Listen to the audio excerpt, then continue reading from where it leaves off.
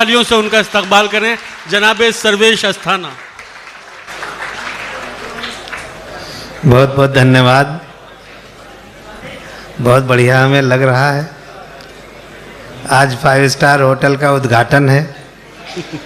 जो होटल मालिक उद्घाटन पर मुशायरा कराए उसके मुस्तकबिल का खुदा ही मालिक है। जिंदाबाद। क्या बात है। लेकिन बहुत बहुत आनंद आ रहा है। इतना बढ़िया लग रहा है। मैं बताया इन्होंने अजहर इकबाल साहब ने कि मैं 20 मुल्क में गया हूँ। मैं ज़्यादा में गया हूँ। लेकिन आज तक किसी होटल के उद्घाटन के अवसर पर मैं कभी नहीं गया। तो आज मैं अपने आप को इसका उद्घाटन करता मानते हुए खुद को भारत का राष्ट्रपति घोषित करता हूँ। मैं झूठ कभी नहीं बोलता। आज तक मैंने झूठ बोला ही नहीं है। हम बहुत दिन बाद पटना आए रेहान भाई, बिल्कुल भगवान कसम से। अब बहुत दिन बाद आए और मैं लगभग 6 महीने से इसका विज्ञापन देख रहा था।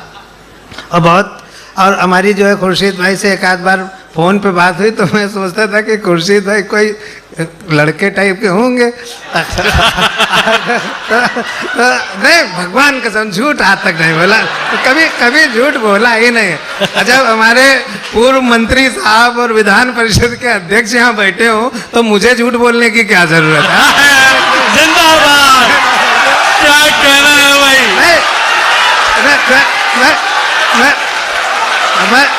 नहीं सर्वेश भाई जिंदाबाद। क्या बात है भाई, वाह वाह। नहीं जिंदाबाद सर्वेश भाई।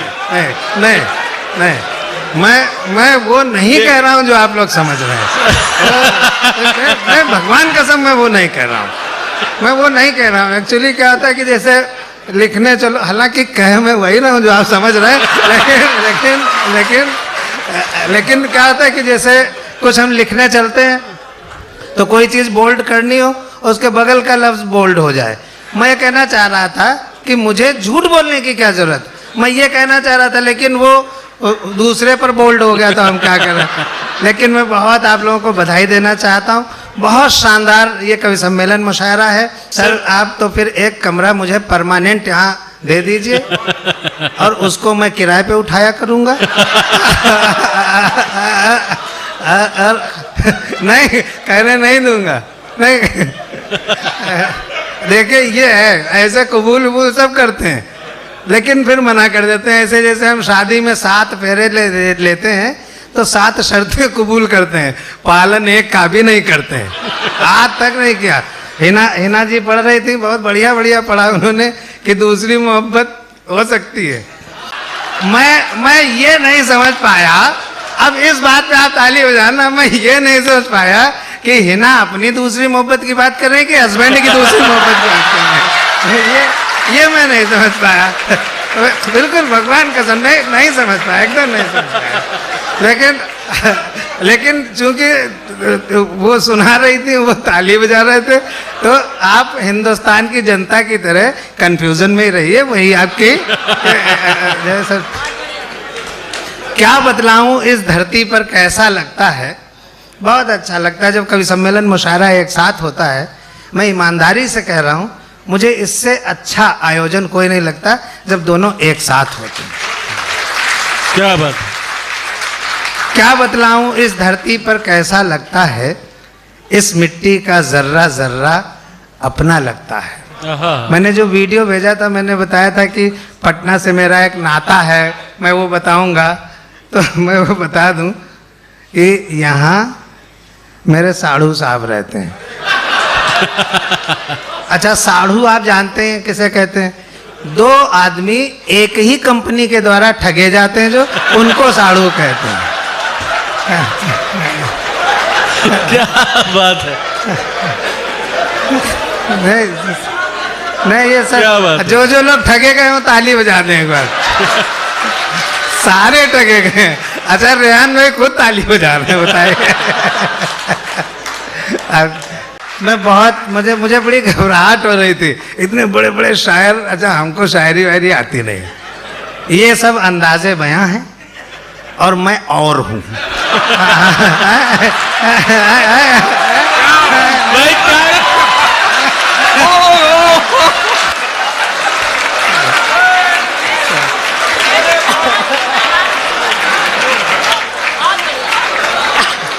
वाह वाह वाह भाई, क्या बात है सर्वेश भाई, वाह वाह। तो मैं सच बताऊं, ये मैं खुर्शीद भाई से फ़ोन पे बात करता था तो ये लगता था, और मैं थोड़ा एक आध बार में तल्ख भी हुआ किसी चीज़ में। और जब मैंने यहाँ इनको देखा तो मैं इनके सामने पड़ा ही नहीं। हम इतना डर गए इनको देख कर, नहीं यार ये तो आदमी है। बहुत डर गए, बहुत डर गए, बहुत डर गए। तो सर मैं आया आज, मैं बस 2-4 मिनट बस आपसे शायरी वायरी इन लोगों से सुन लीजिएगा, सुना देंगे बढ़िया।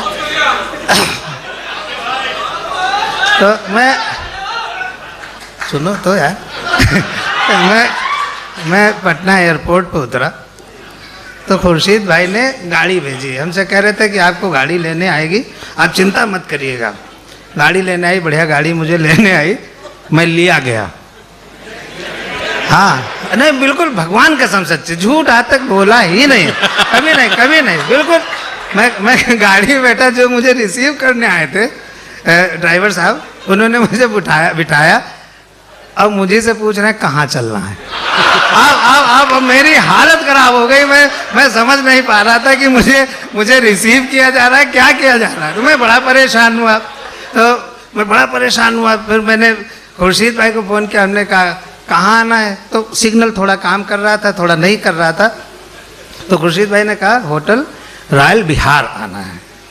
ठीक है, ड्राइवर को भी नहीं पता। हमने कहा भैया तुमको भेजा गया है, तुम हो क्या? बोला मैंने आज ही सवेरे ड्राइवरी ज्वाइन की। आपने आज ही ज्वाइन की? रहने वाले कहाँ के हो? बोला मैं रहने वाला प्रतापगढ़ का हूँ। मतलब अब यहाँ के बारे में उसको कुछ पता नहीं। रॉयल बिहार होटल नया नया बना, उसको बिल्कुल नहीं पता। मैंने रेहान भाई को फ़ोन किया कि रेहान भाई ये रॉयल बिहार होटल है कहाँ? तो इन्होंने कुछ समझाया, ये भी लखनऊ के रहने वाले हैं, इनको भी यहाँ का खास नहीं पता था। तो कुछ ऐसे इन्होंने उल्टा सीधा में बताया। अब समझ में ना आया, ड्राइवर चलता जा रहा, पटना ख़त्म नहीं हो रहा। चलता जा रहा। फिर हमने फिर खुर्शीद भाई को फ़ोन किया। हमने कहा खुर्शीद साहब ये रॉयल बिहार होटल है कहाँ? अब जो खुर्शीद भाई ने जो PLF के करता धरता है, उन्होंने जो मुझे राय दी है, उस राय पे आप ताली बजा देना, आनंद आ जाएगा। हमने कहा खुर्शीद भाई ये रॉयल बिहार होटल है कहाँ? बोले अस्थाना साहब किसी जिम्मेदार आदमी से पूछ लीजिए। अब सर मैं डॉक्टर साहब आप ये बताइए। क्या बात है भाई, वाह वाह। अब मैं भैया सबीना जी, आप तो साथ ही में थी, ये साथ ही में थे, सबीना जी उसी गाड़ी में थी। ये हम जो है इन्होंने कहा किसी आदमी से पूछ लो। अच्छा, अब हम जिम्मेदार आदमी ढूंढने लगे हैं। अध्यक्ष महोदय जिम्मेदार आदमी तो बहुत दिख रहे थे, जिम्मेदार कोई दिख ही नहीं रहा था। अगर बड़े परेशान, तब तक एक पुलिस के भाई दिखे। हमने कहा ये जिम्मेदार होंगे। भाई हमारे यहाँ उत्तर प्रदेश में चाहे चोरी हो, चाहे डकैती हो, चाहे रेहान भाई की जेब काटी जाए, कुछ हो, सारी जिम्मेदारी पुलिस की होती है। मतलब पुलिस वाले करते नहीं हैं, वो खुद नहीं करते हैं, जो लोग करते हैं पुलिस वाले उनके साथ करते हैं। तो अब हर एक चीज़ का, और सच्ची घटना बता रहा हूँ। तो पुलिस के भाई खड़े थे, हमने गाड़ी रुकवाई और शीशा नीचे करके हम कहा भाई साहब ये रॉयल बिहार होटल किधर है? वो हमको देखते रहे और चल दिए। बोले किसी आदमी से पूछ लो।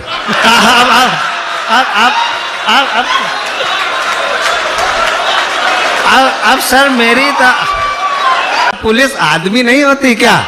अब मैं ये सोचने लगा, लेकिन पहुंचने की जल्दी थी।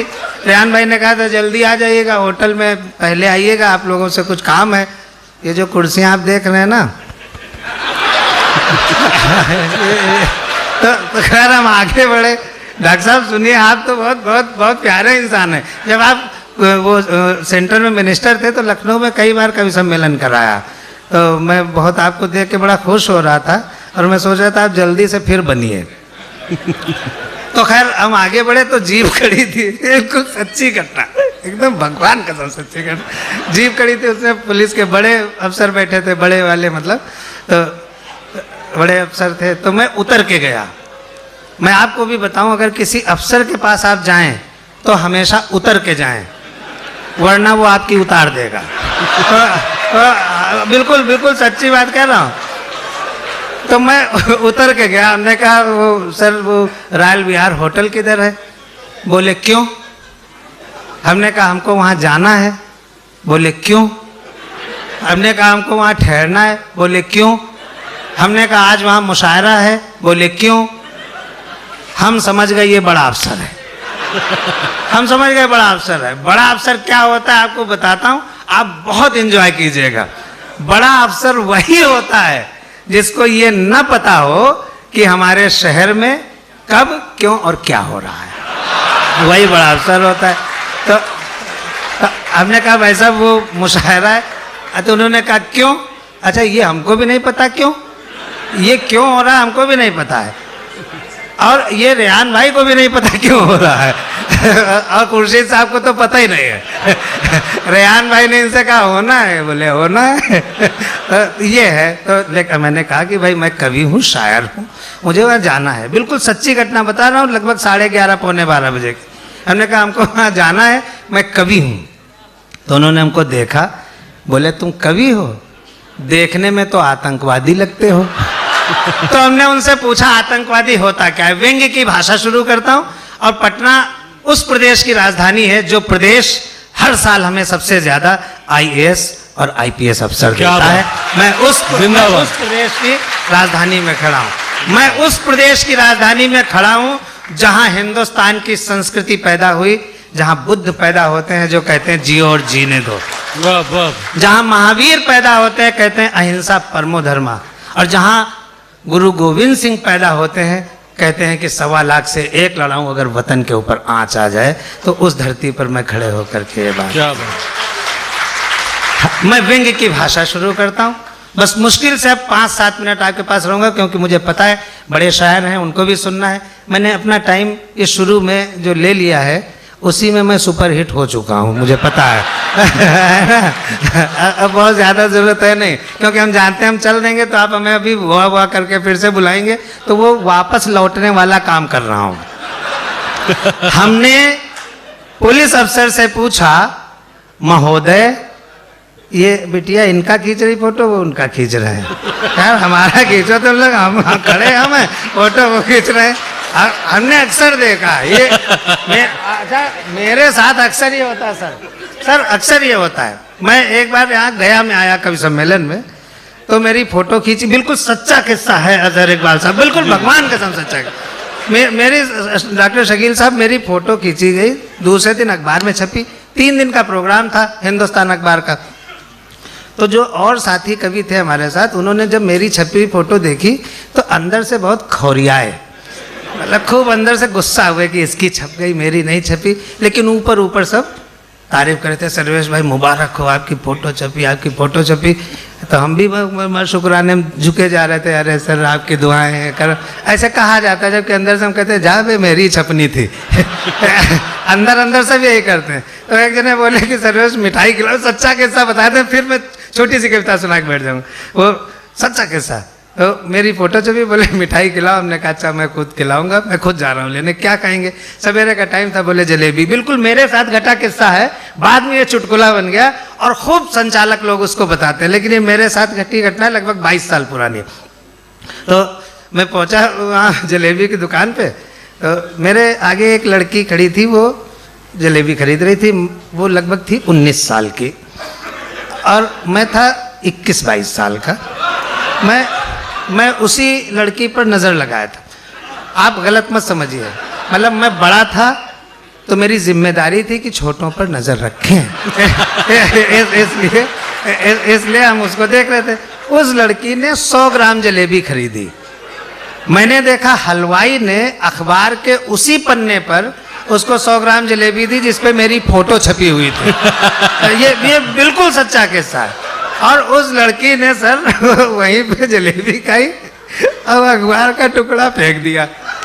और मैंने देखा उधर एक कुत्ता खड़ा था, वो कुत्ता अखबार को देखे और फिर हमको देखे, अखबार को देखे फिर हमको देखे।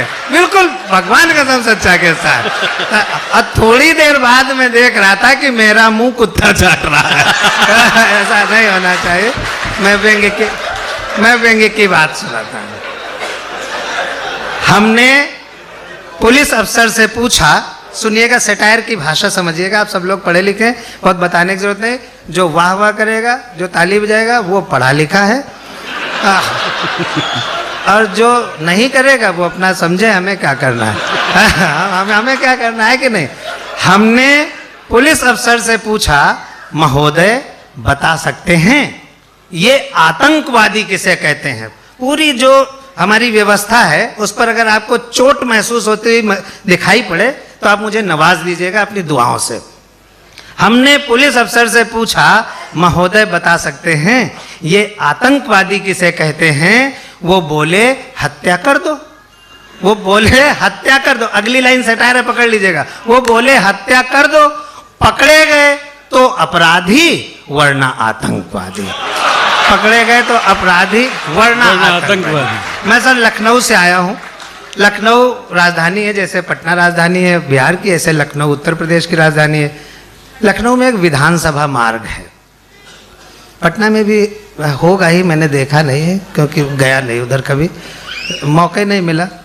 यूपी में भी नहीं मिलता, लेकिन वो रास्ता है तो निकल लेता हूँ, नहीं तो वहाँ कौन जाने देगा हमें, क्योंकि हम आम जनता हैं, पढ़े लिखे।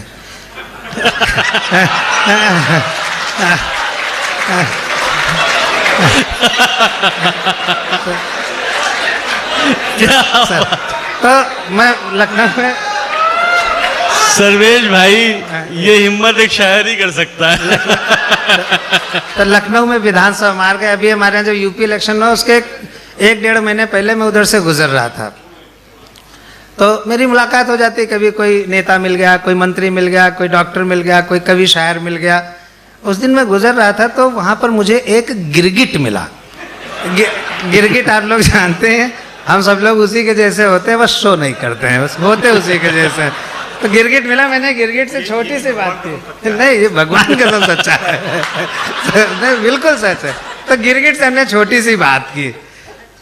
लखनऊ के विधानसभा मार्ग पर अगर इसको बड़ा सटायर करना है, इसका वसी करना है इसका फलक, तो आइए इसको कहते हैं दिल्ली के राजपथ पर, तो ज्यादा बड़ा हो जाएगा, बस और कुछ नहीं। दिल्ली के राजपथ पर इधर से उधर और उधर से इधर और फिर इधर से उधर जा रहे गिरगिट नरेश से हमने पूछा। नरेश माने राजा, गिरगिटों का राजा। जुड़े रहिएगा, अंतिम पंक्ति पे ठहाके ताली जो मनो कीजिएगा। गिरगिट नरेश से हमने पूछा, गिरगिट जी बता सकते हैं अपने और दल बदलू नेता के बीच आपसी संबंध को तुलनात्मक रूप से समझा सकते हैं? तुलनात्मक मतलब the comparative study between the two. अपने सर बिल्कुल सही है, अंग्रेजी ठीक बोली ना।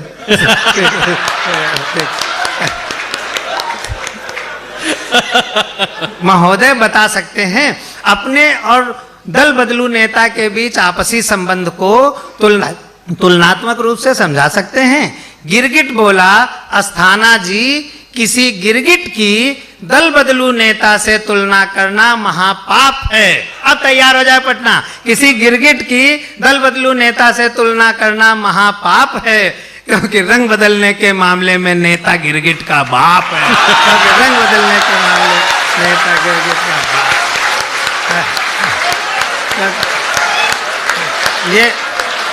ये क्या बात है भाई, वाह वाह। देखिए सर, मैं हाथ जोड़कर भगवान कसम खाकर कह रहा हूँ, ये सब मैं उत्तर प्रदेश के नेताओं के लिए कह रहा हूँ। मेरा नहीं, भगवान कसम, भगवान कसम। एक क्षणिका सर, एक क्षणिका और सुनिएगा, एक क्षणिका और सुनिएगा। हम अपने मित्र दरोगा जी के घर गए। मैं एक बात बता दूं, पढ़ा लिखा व्यक्ति हूँ, आप सब लोग भी पढ़े लिखे। ये जो नेता है, पुलिस है, इंजीनियर है, डॉक्टर है, इन्हीं पर व्यंग्य क्यों किया जाता है, सैटायर इन पर क्यों किया जाता है? क्योंकि ये सोसाइटी को गवर्न करते हैं। जिनके पीछे सोसाइटी चलती है उन्हीं पर सैटायर किया जा सकता है। क्या बात है। किसी मजदूर पर कभी कोई व्यंग्य नहीं हो सकता, किसी किसान पर कोई सैटायर नहीं हो सकता, किसी रिक्शे वाले पर कोई सैटायर नहीं हो सकता। तो जो इस तरह के बड़े लोग यहाँ बैठे हैं, अगर व्यंग्य उनके ऊपर लागू होता है तो अपने को सुधारें। नहीं, ये मैं गंभीरता से बात कर रहा हूँ बहैसियत एक कवि। अगर उनके ऊपर लागू होता है तो अपने को सुधारें, अगर नहीं लागू होता है तो खूब मस्ती लेकर ठहाके लगाएं और उन लोगों को देखें जो ऐसा करते हैं। ये क्या बात है। तो हम अपने मित्र दरोगा जी के घर गए, देखा दरोगा जी मर गए। बदली हुई परिस्थिति। इससे अच्छा व्यंग्य मैं आज तक कर नहीं पाया हूं। यह इंट्रास्पेक्शन का व्यंग्य है, अंतर अवलोकन का ये व्यंग्य है। आप सुनिएगा, भगवान कसम वाला अब पार्ट निकल गया। अब आपकी कसम। हम अपने मित्र दरोगा जी के घर गए, देखा दरोगा जी मर गए। हमने उनकी पत्नी से पूछा, भाभी जी दरोगा जी कैसे मर गए? क्या रस्सी से लटक कर आत्महत्या कर गए, या फिर कोई जहर पिया था, अथवा कोई एसिड लिया था, या फिर कोई जहरीला पाउडर फांका था?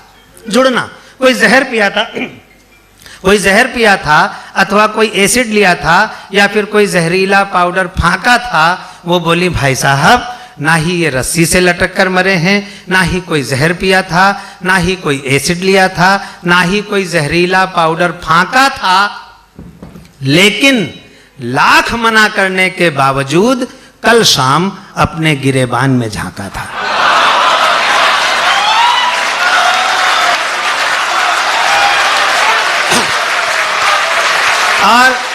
और आखिरी 1 मिनट और दे दीजिए sir, thank you so much.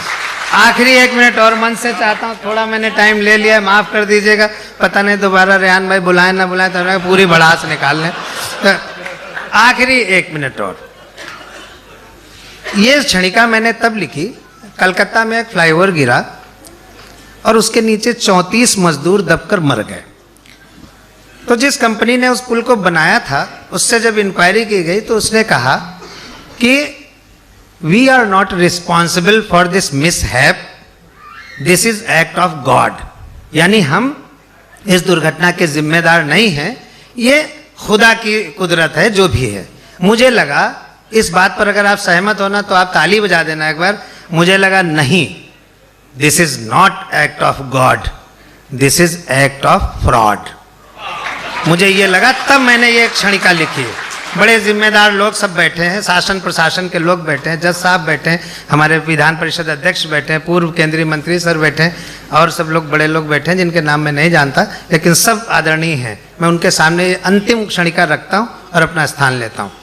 जो विभागीय जाँच होती है तो कभी भी हमने ये नहीं देखा अपनी 37 साल की पत्रकारिता और कविता की जिंदगी में कि किसी भी विभाग के आदमी को कोई पनिशमेंट मिला हो। हमेशा जो है वो बरी हो जाते हैं। बस यही इसकी थीम है। और पुल जो गिरा था उससे मैंने ये क्षणिका उठाई, मेरा आज का अंतिम हिस्सा। विभाग ने पुल पर ये इल्जाम लगाया, विभाग ने पुल पर ये इल्जाम लगाया कि सारा सीमेंट और लोहा इसी पुल ने खाया। बहुत पढ़ी लिखी भाषा में पढ़ी लिखी बात कर रहा हूं, पढ़े लिखे लोगों के बीच में। विभाग ने पुल पर यह इल्जाम लगाया कि सारा सीमेंट और लोहा इसी पुल ने खाया। पुल बहुत घबराया, अपने आप को निर्दोष बताया कि हुजूर सारा सीमेंट और लोहा मैंने नहीं पाया। एक एक शब्द पर ध्यान दीजिएगा। पुल बहुत घबराया, अपने आप को निर्दोष बताया कि हुजूर सारा सीमेंट और लोहा मैंने नहीं पाया, मेरे हिस्से तो बहुत जरा सा आया, मेरे हिस्से तो बहुत जरा सा आया। लेकिन उसकी एक नहीं सुनी गई, उसकी हर दलील हर याचना जांच कमीशन के सामने धुनी गई।